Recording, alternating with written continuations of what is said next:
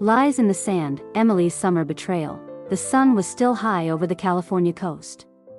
Santa Monica Beach buzzed with laughter, music, and the salty scent of ocean breeze. Tourists and locals mingled under striped umbrellas, children chased seagulls, and couples strolled hand in hand across warm golden sand. Among them was Emily, 24 years old, fresh out of college in New York, and on her first real solo trip across the country. She'd told herself it was about adventure and freedom, but deep down, it was about healing. About getting away from a relationship that left her feeling empty, unseen, and unsure of what real love even looked like. She wasn't looking for anything. Not love. Not a story. But stories have a way of finding you, especially in places soaked in sunlight and daydreams. It happened on her fourth day. She was sitting on a beach towel, strumming a travel-sized guitar, a habit from childhood. Just as she started playing Fleetwood Mac's Dreams, someone's shadow fell across her. "You play, I listen." She looked up. A guy, tall, athletic, windswept blonde hair, and a crooked smile. His name was Jake.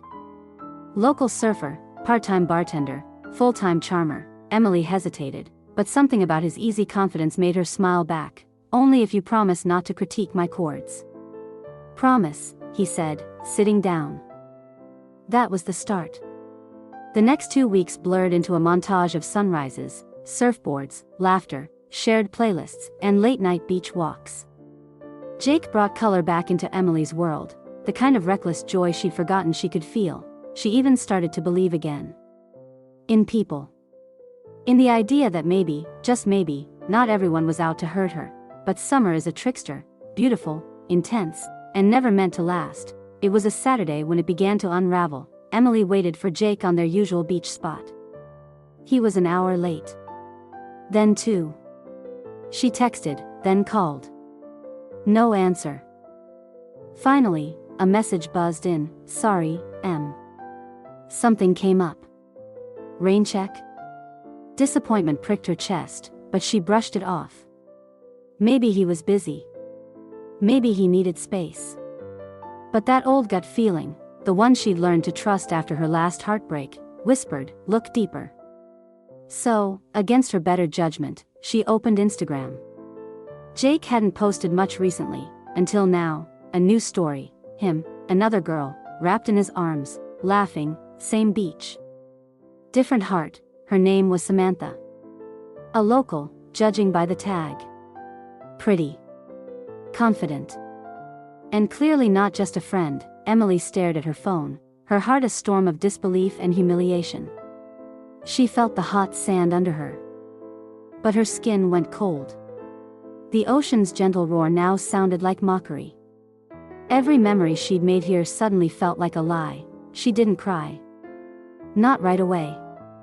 Instead, she breathed. Deeply. Counted waves. Let the shock settle like a stone at the bottom of her stomach, and then she made a choice. That night, she texted Jake, "Meet me tomorrow. One last sunset?" He agreed. The next day, the sky blushed orange and purple as the sun dipped low.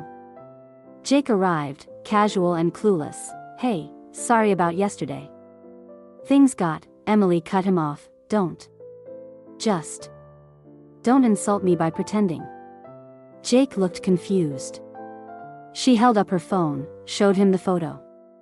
Samantha's smile. His arms, his face fell. "Emily, it's not what it looks like." "It never is," she said, voice calm but sharp. He tried again. Excuses. Half-truths. But Emily was already standing. "You know, I thought you were different," she said softly.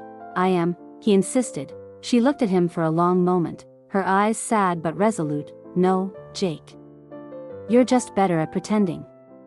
And with that, she turned away, walking barefoot across the sand, the wind in her hair, leaving behind the ghost of another almost love.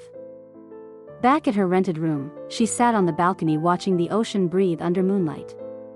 Her fingers hovered over the keyboard.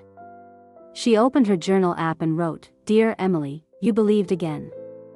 And it hurt again, but this time, you didn't break, you walked away. Whole, stronger, smarter." She saved the entry with a simple title, let this be the last time you fall for someone who doesn't show up." She didn't hate Jake. That would have meant he still had power. No, what she felt was peace. A quiet, painful, necessary peace. Because sometimes, betrayal isn't the end. It's the beginning of who you were meant to become, and so, she slept, with salt still in her hair and strength newly written in her bones.